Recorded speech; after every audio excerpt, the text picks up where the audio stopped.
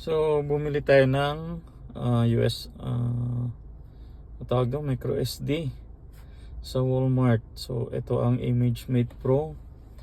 So meron itong 256 gig. So mas maganda to sa mga 4K videos sa mga cellphone. Tapos meron kang 2-year recovery file.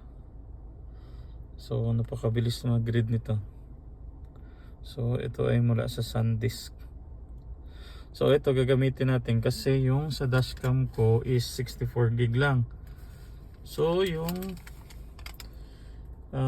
isang buong araw na recording nito is wala na, kalahati na lang makikita mo.